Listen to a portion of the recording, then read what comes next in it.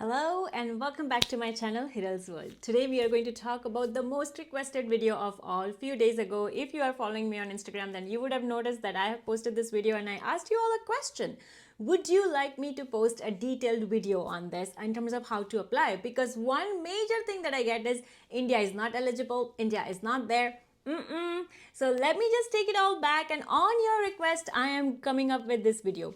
By the way, if you are coming across this video from not from my Instagram and from somewhere else, then let me tell you it's about international experience class, a visa that does not require you to have LMIA or IELTS, and you get to come and work in Canada for up to 2 years. Also, this work permit can also qualify you for PR as well as for the other future settlement programs in Canada. So without further ado, let's dive into this video. But before that, hi everyone. If you are coming on this page for the first time, then I'm Hiral Sejpal. I make videos about working abroad, studying abroad, and I live in Canada. So you'll be also finding a lot of Canada vlogs on this channel. Now, what is IEC? IEC is nothing but International Experience Canada program. Now, under this program, there are 3 different categories.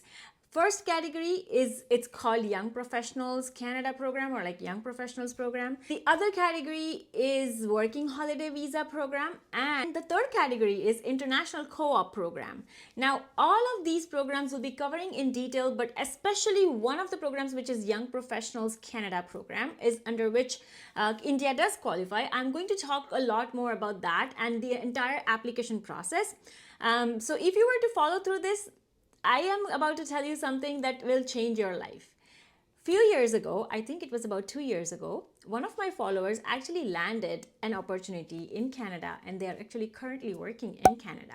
And it was just through the reel that I had posted. It was literally all their effort. And now that I know that how they applied and what all strategies did they adopt to actually get selected in this program, I am better equipped to guide you all through it.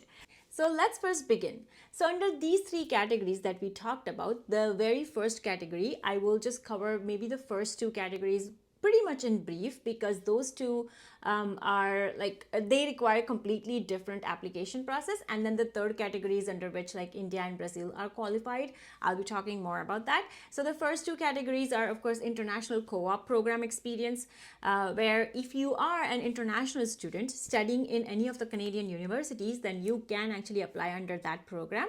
For that program, you will need employer specific work permit. So all you have to do is like go on this website and try to find out which programs or like how to apply for this program. I would say that since you are an international student in Canada, and if you would like to gain Canadian work experience, this is a perfect program for you. The second program that I'll be talking about is Working Holiday Visa. Now, under this category, unfortunately, India doesn't qualify, but I do know that I have a lot of other following from other countries. So under this category, there are about 30 countries that do qualify for this program. I really hope that I had something like this when I was back in India, like, in my teenage years studying. So Working Holiday Visa is literally where you would just come to Canada for a year, you get open work permit, and you can travel around as well as work anywhere and do anything in Canada. Now, there are about 30 countries, and I will be putting the list of those countries down below in the description box. So do go check it out if you're interested in that. Unfortunately, India doesn't qualify in it. Also, Pakistan is not in there. There are a few of my really good followers who would follow me from Africa. So of course, Africa is also Africa is in like Ghana, and other African countries are not a part of it. So what actually can you do when you are not a part of this amazing program that allows you to come and work and spend your holidays in Canada? Well, there is third category, which is for you. It's called Young Professionals Canada category. You will get an employer specific work permit, and you must have a job offer to apply to the IEC program category. Now, one of the things that I keep mentioning, and I'm going to mention again, is you do not require IELTS, which is a huge benefit for many of the people who are out there who are not really willing to take IELTS, and also you do not need any LMIAs. So now let's talk about benefits of IEC, why international experience class is like so important. So as we all know that Canada is always looking to welcome more and more people, and what it is more interested in is getting young professionals. So this IEC pathway is only open for people who are from 18 to 35 years of age. So that's one of the criteria that you need to fulfill. The other thing is that, as I already have told you, that it doesn't require any IELTS or any LMIA. But on the other hand, if you were to, like, kind of, let's say, come through this pathway, many of my followers would ask me, oh, can my spouse come along with me? So your spouse will get open work permit if you were to come here on IEC pathway.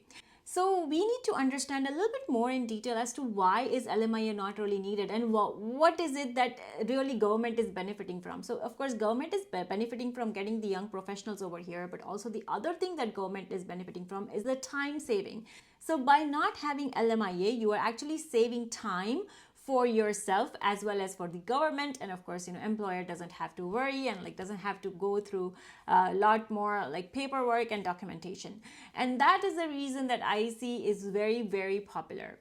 So you would ask, why are people not really applying through this category, right? Like, what is going on? So there are two reasons. Number one is that people are not aware of it, and second of all, when people are aware of it, the finding of information on RO and how to apply through it is not really that prevalent. And that's why when you don't do your own research, you're not going to find how you can apply for this. So let me just help you with this.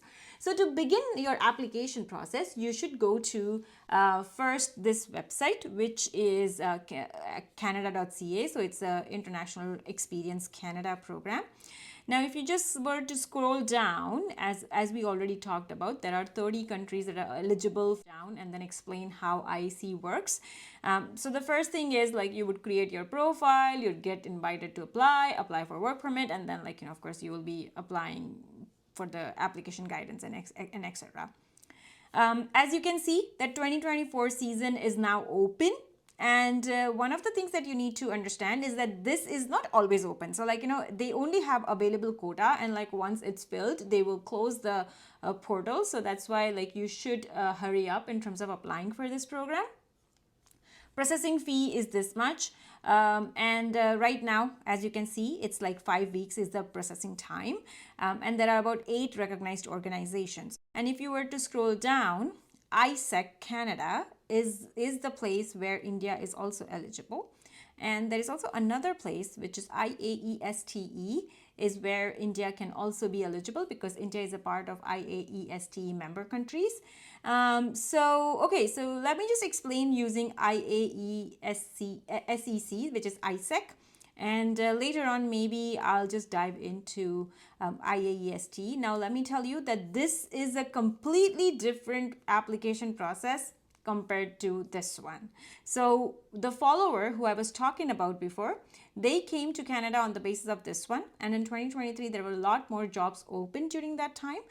So once you are on ISEC Canada website, I would recommend that you look through it. But something that you might want to do is go to ISEC India. Now, each of Indian provinces, which is like states in India, has different ISEC offices. So let's say if you were to go on Google, and if I were to say ISEC office in Mumbai, then like you will be getting a lot of different like locations, and I would recommend that you go and call them. So this is one of my bonus tips, that talking to them, I mean, of course, you should submit your application. You should definitely enter yourself in the pool, but definitely contact them, because they would be able to give you guidance. And also, like, when you contact them and when you send them your resume, you have a better chances of landing an opportunity. So once you are landing on this ISEC India website, you have to go to find opportunities, and once you click on it, you will notice that, like, as of now, there are just these opportunities that are available. Now, these opportunities also have, like, different countries. So they are actually open in quite a lot of different countries. And I would recommend that, like, go to filters and then, kind of choose your country. Right now it is Canada, so like just choose Canada, and then you can look for jobs. Now, once suppose you are going to apply for jobs, what you should do is, let's say you would be like kind of going through and looking at its salary. You'll be also looking at, like, what all things it entails. You can also, like, kind of just quickly go through it to see how you would be applying for it. something that you see here is like it says 770 Canadian dollars. One of the things to understand is you can still apply for positions. You only have to pay this fees if you are selected for it. And then of course make sure that you're going through eligibility, like understanding what all things are needed, what kind of logistics will be needed. And then so again, in some cases it would say like whether it is a transportation or visa is required or is covered or not, whether food is covered or not. So you can like really kind of just do your own research over here.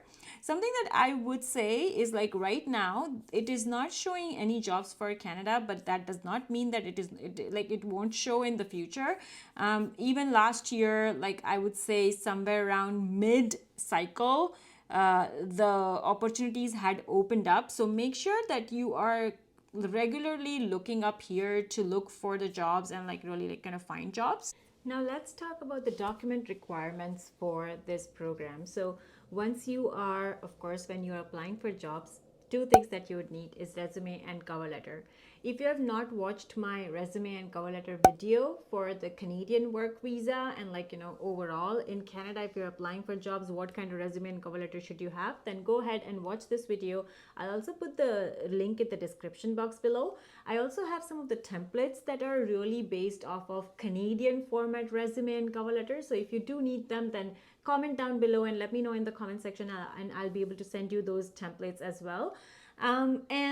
Besides, of course, resume and cover letter, what other documents do you need? So the first thing that you need is your funds, right? Like now, as opposed to express entry or PR route, you need to show like around 13,000 to 15,000 or maybe something, I think 18,000 Canadian dollars.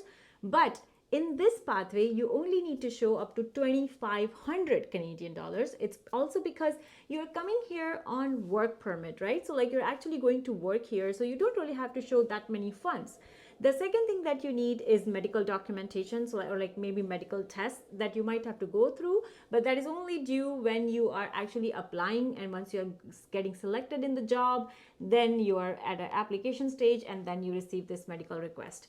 And the last document that you might need is your medical insurance. Mostly this is something that the employers would be able to provide, but many times if the employers are not giving it to you, then you might have to get the medical insurance either from a Canadian lender, or you could even like find it in your own country which covers the international expenses, and you can do that. But I would say that maybe at a job stage, try to negotiate this with your employer, because most of the employers would be able to cover your medical insurance for sure.